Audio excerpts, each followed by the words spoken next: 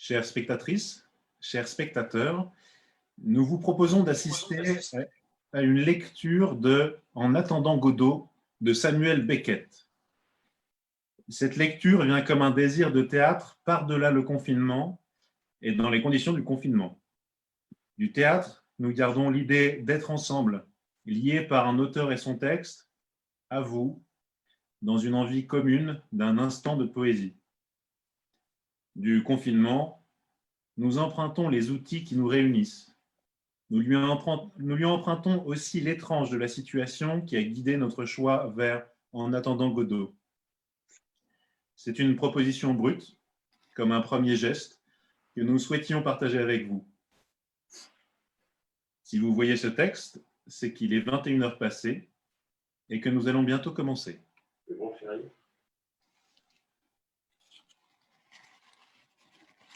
Je vais bientôt faire la bascule.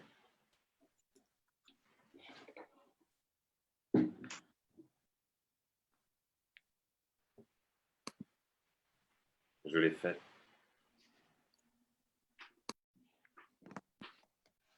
Samuel Beckett, En attendant Godot, acte 1er. Route à la campagne avec arbre. Soir. Estragon, assis sur une pierre, essaie d'enlever sa chaussure. Il s'y acharne des deux mains en ahannant. Il s'arrête à bout de force, se repose en haletant, recommence. Entre Vladimir.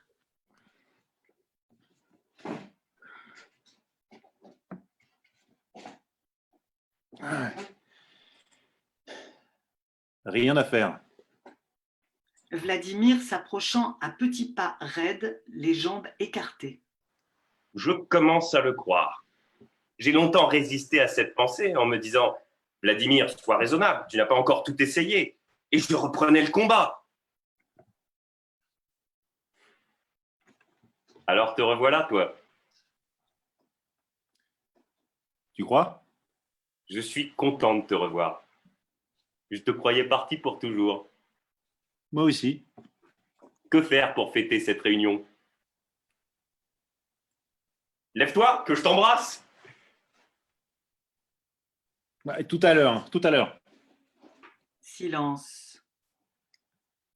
Peut-on savoir où monsieur a passé la nuit? Dans un fossé. Un fossé. Où ça?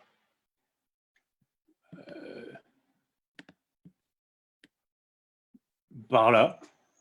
Et on ne t'a pas battu? Si, pas trop. Toujours les mêmes? Le même, je sais pas. Silence. Quand j'y pense, depuis le temps, je me demande ce que tu serais devenu sans moi. Tu ne serais plus qu'un petit adossement à l'heure qu'il est, pas d'erreur. Et après? C'est trop pour un seul homme. D'un autre côté, à quoi bon se décourager à présent? Voilà ce que je me dis.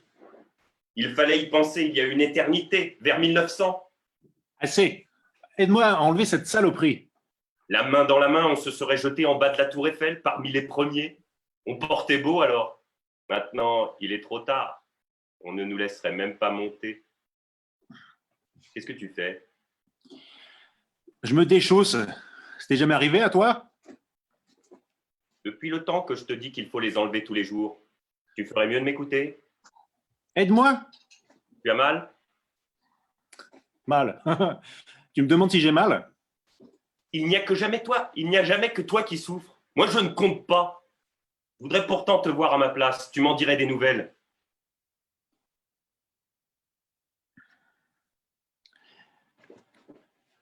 Tu as eu mal? Mal. Il me demande si j'ai eu mal. C'est pas une raison pour pas te boutonner. C'est vrai.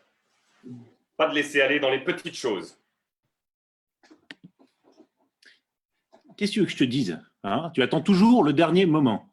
Le dernier moment. C'est long, mais ce sera bon. Qui disait ça? Tu veux pas m'aider? Des fois, je me dis que ça vient quand même. Alors je me sens tout drôle.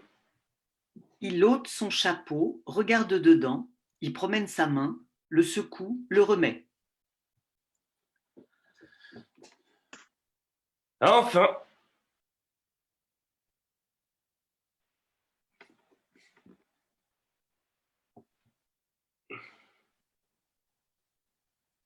Il ôte à nouveau son chapeau, regarde dedans.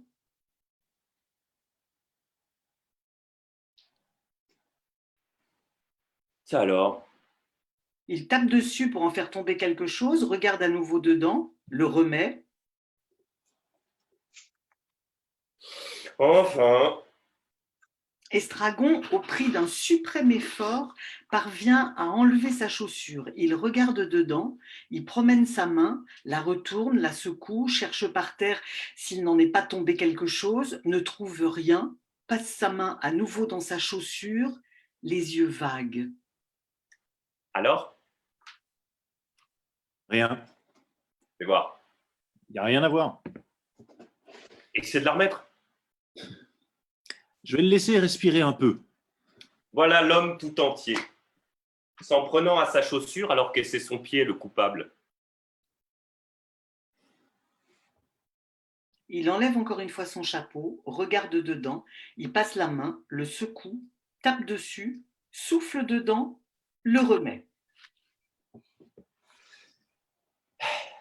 Ça devient inquiétant.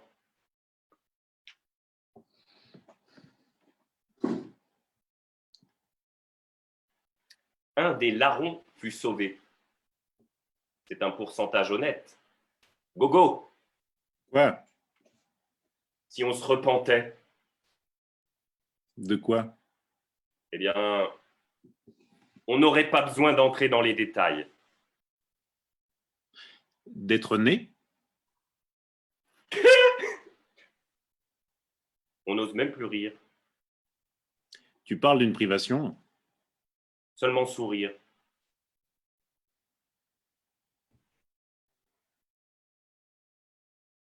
Ce n'est plus la même chose. Enfin, Gogo, Qu'est-ce qu'il y a? tu as lu la Bible? La Bible? J'ai dû y jeter un œil. À l'école sans Dieu? Je sais pas si elle était avec ou sans, hein. Tu dois confondre avec la roquette. Possible. Oh, je me rappelle les cartes de la Terre Sainte, en couleur. Très jolies. La mer morte était bleu pâle, et j'avais soif rien qu'en la regardant. Je me disais, c'est là que nous irons passer notre lune de miel. Nous nagerons, nous serons heureux. Tu aurais dû être poète. Je l'ai été. Ça se voit pas? Silence. Qu'est-ce que je disais? Comment va ton pied? Il enfle? Ah oui, j'y suis. Cette histoire de larron, tu t'en souviens? Non, Tu veux que je te la raconte? non. Ça passera le temps. C'était deux voleurs, crucifiés en même temps que le sauveur. Le quoi? Le sauveur. Deux voleurs. On dit que l'un fut sauvé et l'autre damné Sauvé de quoi? de l'enfer. Je m'en vais. Et cependant, comment se fait-il que... Je ne t'ennuie pas, j'espère. Je t'écoute pas. Comment se fait-il que, des quatre évangélistes, un seul présente les faits de cette façon? Ils étaient cependant là tous les quatre, enfin pas loin. Et un seul parle d'un larron de sauvé. Voyons, Gogo, il faut me renvoyer la balle de temps en temps. J'écoute. 1 sur 4. Les trois autres, 2 n'en parlent pas du tout, et le troisième dit qu'ils l'ont engueulé tous les deux. Qui? Comment? Je comprends rien. Engueuler qui? Le sauveur. Pourquoi? Parce qu'il n'a pas voulu les sauver. De l'enfer? Mais non, voyons, de la mort. Et alors? Alors ils ont dû être damnés tous les deux. Et après? Mais l'autre dit qu'il y en a eu un de sauvé. Eh bien, ils sont pas d'accord, un point c'est tout. Ils étaient là tous les quatre, et un seul parle d'un larron de sauvé. Pourquoi le croire plutôt que les autres? Qui le croit? Mais tout le monde, on ne connaît que cette version-là. Les gens sont des cons. Il se lève péniblement, va en boitillant vers la coulisse gauche, s'arrête, regarde au loin, la main en écran devant les yeux, se retourne, va vers la coulisse droite, regarde au loin. Vladimir le suit des yeux, puis va ramasser la chaussure, regarde dedans, la lâche précipitamment. Pas. Estragon revient au centre de la scène, regarde vers le fond.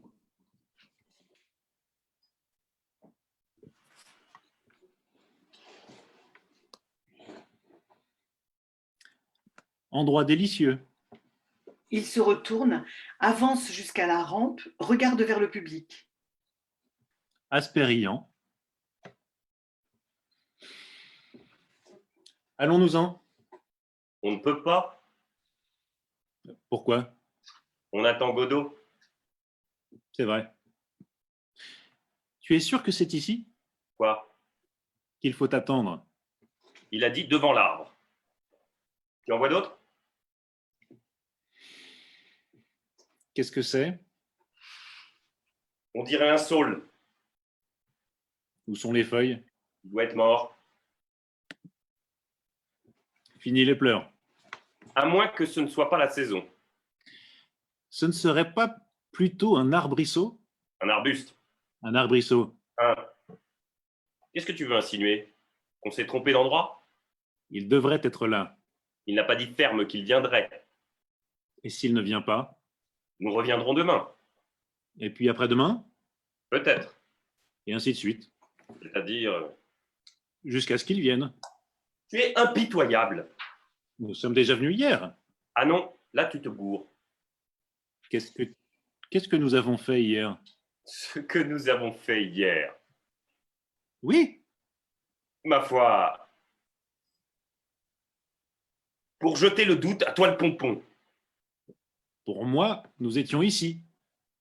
L'endroit te semble familier. Je ne dis pas ça. Alors, Ça n'empêche. tout de même, cet arbre, Se tournant vers le public. cette tourbière, Tu es sûr que c'était ce soir? quoi? Il fallait attendre. Il a dit samedi. Il me semble. Après le turbin. J'ai dû le noter. Mais quel samedi? Et sommes-nous samedi? Ne serait-on pas plutôt dimanche? Ou lundi? Ou vendredi? C'est pas possible. Ou jeudi? Comment faire? S'il s'est dérangé pour rien hier soir, tu penses bien qu'il ne viendra pas aujourd'hui. Mais tu dis que nous sommes venus hier soir. Je peux me tromper. Taisons-nous un peu, tu veux? Je veux bien. Estragon se rassied. Vladimir arpente la scène avec agitation, s'arrête de temps en temps pour scruter l'horizon. Estragon s'endort. Vladimir s'arrête devant Estragon. Gogo? Gogo? Gogo? Estragon se réveille en sursaut. Je dormais. Pourquoi tu me laisses jamais dormir? Je me sentais seul. J'ai fait un rêve. Ne le raconte pas. Je rêvais. Ne le raconte pas. Celui-ci te suffit? Tu n'es pas gentil, Didi. À qui veux-tu que je raconte mes cauchemars privés, sinon à toi? Qu'il reste privé. Tu sais bien que je ne supporte pas ça. Il y a des moments où je me demande si on ferait pas mieux de se quitter.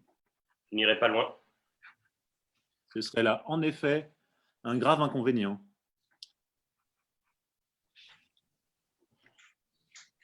N'est-ce pas, Didi, que ce serait là un grave inconvénient? Étant donné la beauté du chemin et la bonté des voyageurs. N'est-ce pas, Didi? Du calme. Les Anglais disent calm. Ce sont des gens calm. Tu connais l'histoire de l'Anglais au bordel? Oui, Raconte-la moi. assez. Un Anglais s'étant enivré se rend au bordel. La sous-maîtresse lui demande s'il désire une blonde, une brune ou une rousse. On continue. Assez!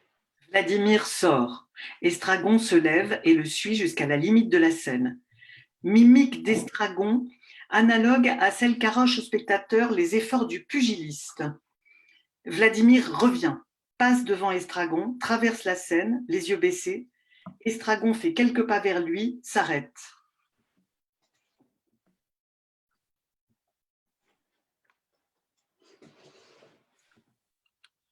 Tu voulais me parler? Vladimir ne répond pas. Estragon fait un pas en avant. Tu avais quelque chose à me dire? Autre pas en avant. Dis, dis. Je n'ai rien à te dire. Pas en avant. Tu es fâché? Pas en avant. Pardon?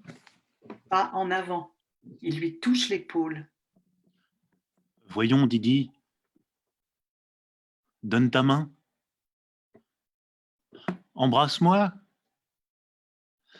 Laisse-toi faire. Vladimir s'amollit. Ils s'embrassent.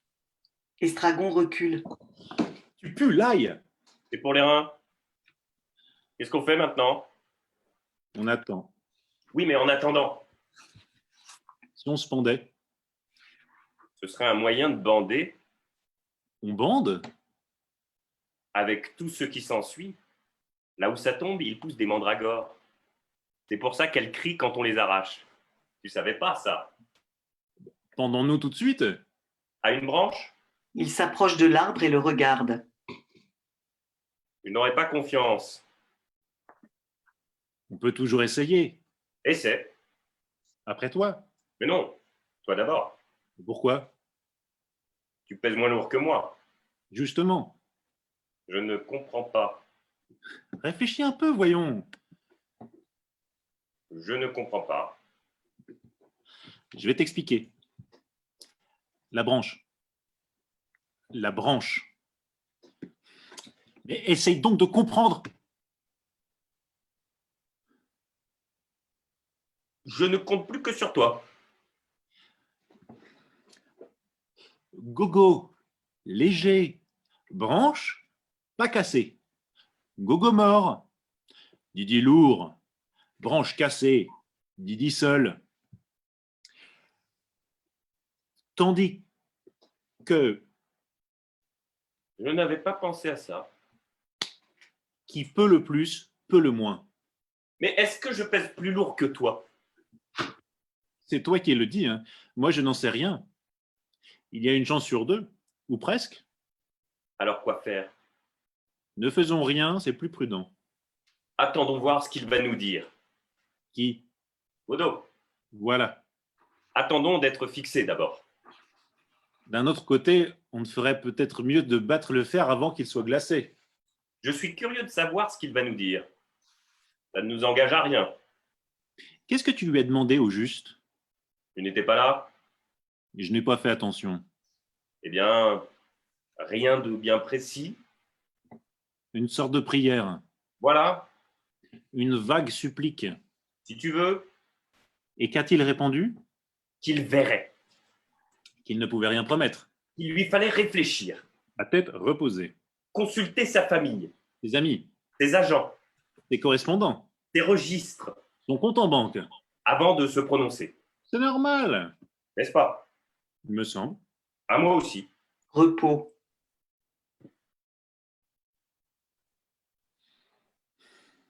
Et nous? L'est-il? Je dis et nous? Je ne comprends pas. Quel est notre rôle là-dedans? Notre rôle, Prends ton temps. notre rôle, celui du suppliant. À ce point-là, Monsieur a des exigences à faire valoir? on n'a plus de droit. Tu me ferais rire si cela m'était permis. Nous les avons perdus. Nous les avons bazardés. Silence. Il demeure immobile, bras ballants, tête sur la poitrine, cassé aux genoux.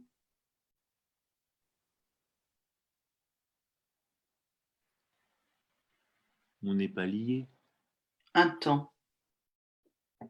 Hein? Écoute, Ils écoutent grotesquement figés.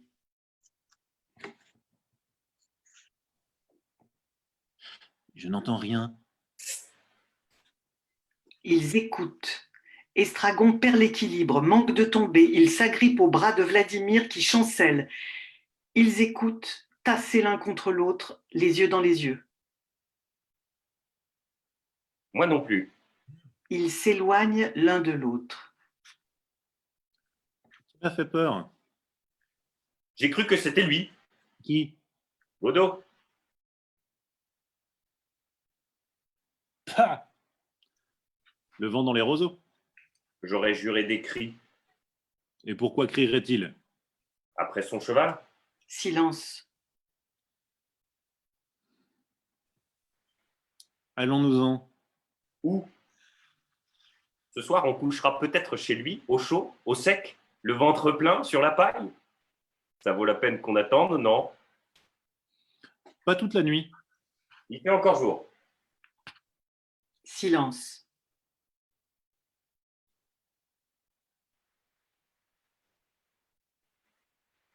J'ai faim. Veux-tu une carotte?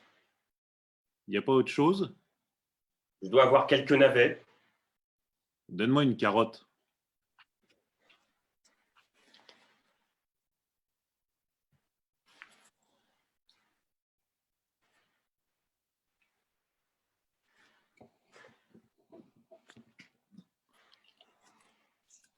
Merci.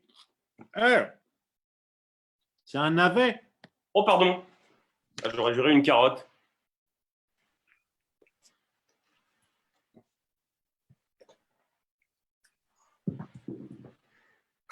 T'as dû manger la dernière. Ah, attends. Ça y est. Voilà, mon cher.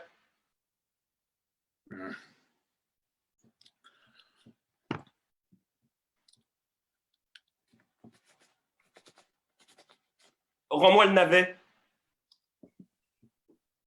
Ah.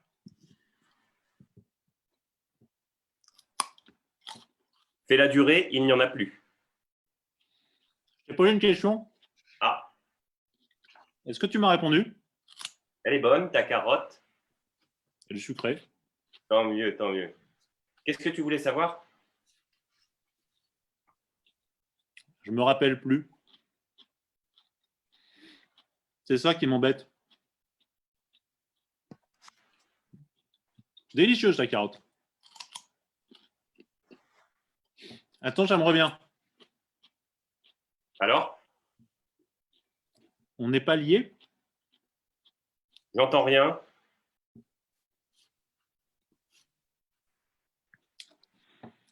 Je demande si on est liés.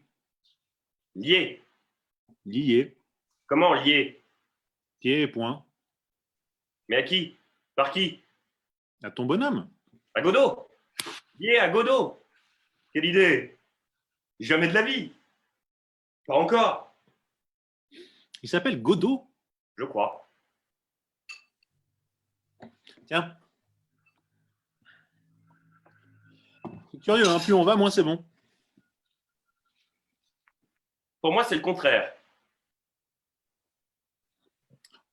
C'est-à-dire, Je me fais au goût au fur et à mesure.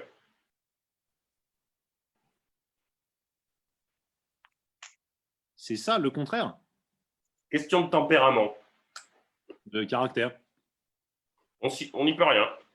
On a beau se démener, On reste ce qu'on est. on a beau se tortiller, Le fond ne change pas. rien à faire. Veux-tu la finir?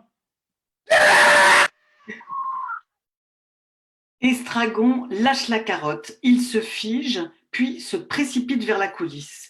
Estragon s'arrête à mi-chemin, retourne sur ses pas, ramasse la carotte, la fourre dans sa poche, s'élance vers Vladimir qui l'attend, s'arrête à nouveau, retourne sur ses pas, ramasse sa chaussure, puis court rejoindre Vladimir. Enlacés, la tête dans les épaules, se détournant de la menace, ils attendent entre Pozzo et Lucky.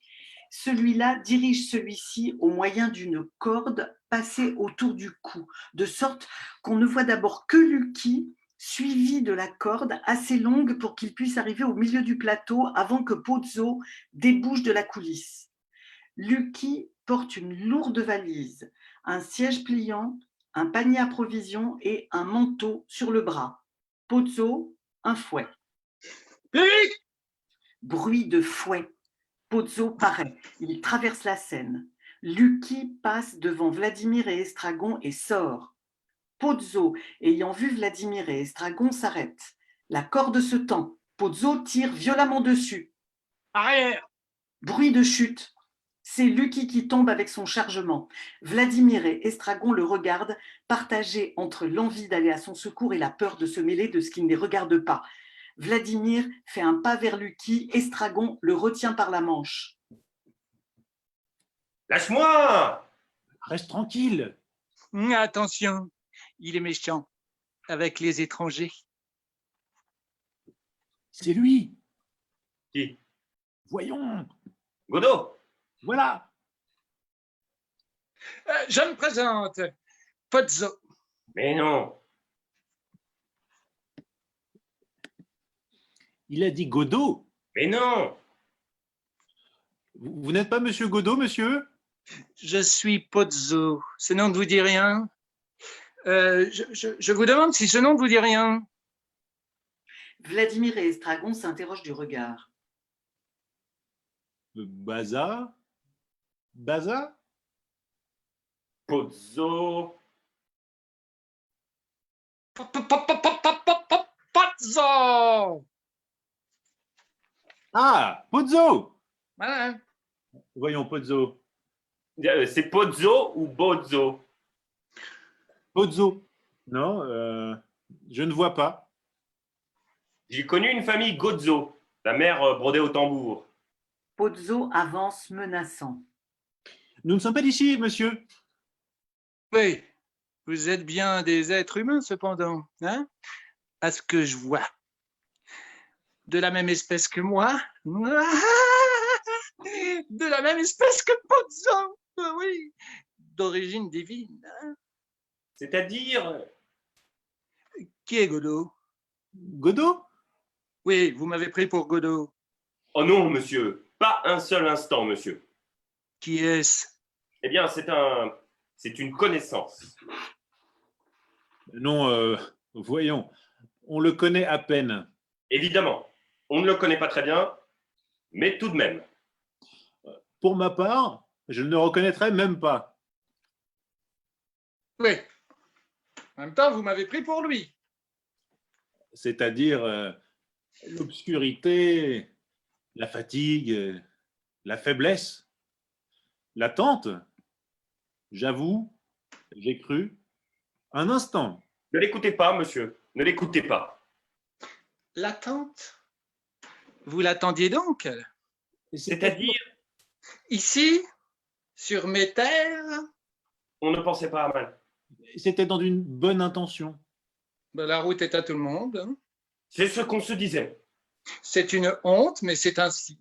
On n'y peut rien. Mhm. Bon, ne parlons plus de ça. Il tire sur la corde. Debout! Non, non, chaque fois qu'il tombe, il s'endort. Debout, charogne! Bruit de Lucky qui se relève et ramasse ses affaires. Pozzo tire sur la corde. Arrière, Lucky entre à reculons. arrêt, Lucky s'arrête. tourne. Lucky se retourne. Mes amis, je suis heureux de vous avoir rencontrés. Mais oui, sincèrement heureux. Il tire sur la corde. Mais plus près. Lucky avance. Arrêt. Lucky s'arrête. Voyez-vous, la route est longue quand on chemine tout seul pendant 6 heures, oui, 6 heures déjà. Oh, le temps passe vite, sans rencontrer âme qui vive. Manteau. Lucky dépose la valise, avance, donne le manteau, recule, reprend la valise. Tiens ça. Pozzo lui tend le fouet. Lucky avance et, n'ayant plus de main, se penche et prend le fouet entre ses dents, puis recule. Pozzo commence à mettre son manteau, s'arrête. Manteau. Lucky dépose tout, avance, aide Pozzo à mettre son manteau, recule, reprend tout. Le fond de l'air est frais. Il finit de boutonner son manteau, se penche, s'inspecte, se relève. Fouet. Lucky avance, se penche, Pozzo lui arrache le fouet de la bouche, Lucky recule. Voyez-vous, mes amis, je ne peux me passer longtemps de la société de mes semblables. Même quand ils ne me ressemblent qu'imparfaitement. Pliant. Lucky dépose valise et panier, avance, ouvre le pliant, le pose par terre, recule, reprend valise et panier. Plus près. Lucky dépose valise et panier, avance, déplace le pliant, recule, reprend valise et panier. Pozzo s'assied, pose le bout de son fouet contre la poitrine de Lucky et pousse. Arrière. Lucky recule. Encore. Lucky recule encore. Arrêt. Lucky s'arrête. C'est pourquoi, avec votre permission, bien entendu, avec votre permission, je m'en vais rester un moment auprès de vous avant de m'aventurer plus avant. Panier. Lucky avance, donne le panier, recule. Le grand air s'accreuse. Il ouvre le panier, en retire un morceau de poulet, un morceau de pain et une bouteille de vin. À Lucky. Panier. Lucky avance, prend le panier, recule, s'immobilise. Plus loin. Lucky recule. Là. Lucky s'arrête. Il pue.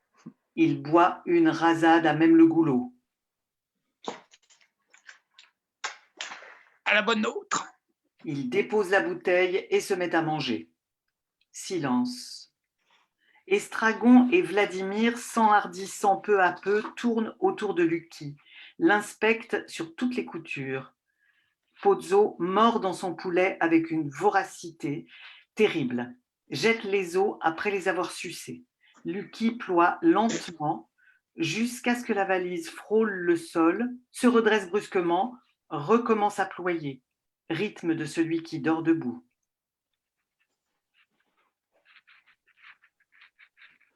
Qu'est-ce qu'il a? Il a l'air fatigué. Pourquoi il ne dépose pas ses bagages?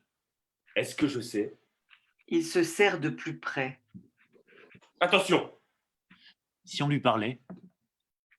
Regarde-moi ça. Quoi? Le cou. Je ne vois rien. Mets-toi ici. Ouais, en effet. À vif. C'est la corde. À force de le frotter. Qu'est-ce que tu veux? C'est le nœud. C'est fatal.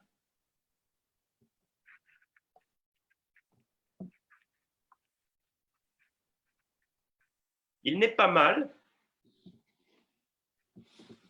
Tu trouves? Un peu efféminé. Il bave. C'est forcé. Il écume. C'est peut-être un idiot. Un crétin. On dirait un goitre. C'est pas sûr. Il halète. C'est normal. Et ses yeux, Qu'est-ce qu'ils ont? ils sortent. Pour moi, il est en train de crever. Ce n'est pas sûr. Pose-lui une question. Tu crois? Qu'est-ce qu'on risque? Monsieur? Foutez-lui la paix. Foutez-lui la paix. Vous ne voyez pas qu'il veut se reposer? Il sort sa pipe et commence à la bourrer. Estragon remarque les os de poulet par terre, les fixe avec avidité. Pozzo frotte une allumette et commence à allumer sa pipe. Panier. Lucky ne bougeant pas, Pozzo jette l'allumette avec comportement et tire sur la corde. Panier. Lucky manque de tomber, revient à lui, avance, met la bouteille dans le panier, retourne à sa place, reprend son attitude. Estragon fixe les os. Pozzo frotte une seconde allumette et allume sa pipe. Que voulez-vous, ce n'est pas son travail. Il aspire une bouffée, allonge les jambes. Ah, ça va mieux. Monsieur, Qu'est-ce que c'est, mon brave? vous ne mangez pas? Vous n'avez plus besoin des os, monsieur? Tu ne pouvais pas attendre. Mais non, c'est tout naturel. Si j'ai besoin des os, Il les remue du bout de son fouet. non. Personnellement, je n'en ai plus besoin. Estragon fait un pas vers les os. Mais Estragon s'arrête. en principe, les os reviennent au porteur. C'est donc à lui qu'il faut le demander. Estragon se tourne vers Lucky, hésite. Mais demandez-lui.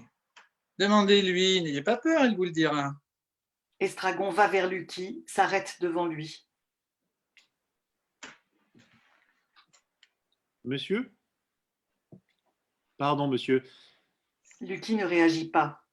Pozzo fait claquer son fouet. Lucky relève la tête. On te parle, pauvre. Réponds. Allez-y. Pardon, monsieur. Les os, vous les voulez? Lucky regarde Estragon longuement. Monsieur, mais réponds. Tu les veux ou tu les veux pas? Ils sont à vous. C'est pourtant bizarre. C'est bien la première fois qu'il me refuse un os. J'espère qu'il ne va pas me faire la blague de tomber malade. C'est une honte. Silence. Estragon, stupéfait, s'arrête de ronger, regarde Vladimir et Pozzo tour à tour. Pozzo très calme, Vladimir de plus en plus gêné. Vous faites allusion à quelque chose de particulier? Traiter un homme de cette façon, je trouve ça un être humain. Non, c'est une honte. Un scandale! Vous êtes sévère. Bon, quel âge avez-vous sans indiscrétion? 60? 70? Hein? Bon, quel âge peut-il bien avoir? Demandez-lui. Je suis indiscret. Bon, je vais vous quitter. Merci de m'avoir tenu compagnie. Bon, à moins que je ne fume encore une pipe avec vous, qu'en dites-vous? Bon, je ne suis qu'un petit fumeur, un tout petit fumeur. Hein. Il n'est pas dans mes habitudes de fumer 2 pipes coup sur coup. Ça fait battre mon cœur. C'est la nicotine, on l'absorbe. Malgré ces précautions, que voulez-vous? Bon, mais peut-être que vous n'êtes pas des fumeurs? Si? Non? Bon, enfin, c'est un détail. Mais comment me rasseoir maintenant, avec un naturel, maintenant que je me suis mis debout, sans avoir l'air de, comment dire, de fléchir? Vous dites? Peut-être n'avez-vous rien dit? Bon, c'est sans importance. Voyons. Ah, ça va mieux. Partons. Déjà? Un instant. Il tire sur la corde. Pliant. Il montre avec son fouet. Lucky déplace le pliant. Encore. Là. Il se rassied. Lucky recule, reprend valise et panier. Là. Me voilà réinstallé. Il commence à bourrer sa pipe. Partons. J'espère que ce n'est pas moi qui vous chasse. Hein. Restez encore un peu, vous ne le regretterez pas. Nous avons le temps. La deuxième est toujours moins bonne. Il enlève la pipe de sa bouche, la contemple. Que la première, je veux dire. Il remet la pipe dans sa bouche. Mais elle est bonne quand même. Je m'en vais. Non, il ne peut plus supporter ma présence. Je suis sans doute peu humain, mais est-ce une raison? Réfléchissez avant de commettre une imprudence. Mettons que vous partiez maintenant, pendant qu'il fait encore jour, car malgré tout, il fait encore jour. Bon, que devient-on? Que devient en ce cas? Oh, je suis éteint. En ce cas, que devient en ce cas votre rendez-vous avec ce Godet, Godot, Godin, hein? Enfin, vous voyez ce que je veux dire? Dont votre avenir dépend, enfin votre avenir immédiat, hein, je veux dire. Il a raison. Comment le saviez-vous? Ah, voilà qu'il m'adresse à nouveau la parole, hein. Nous finirons par nous prendre en affection. Pourquoi ne dépose-t-il pas ses bagages? Moi aussi, je serais heureux de le rencontrer. Plus je rencontre de gens, plus je suis heureux. Avec la moindre créature, on s'instruit, on s'enrichit, on goûte mieux son bonheur. Vous-même, qui sait, vous m'aurez peut-être apporté quelque chose.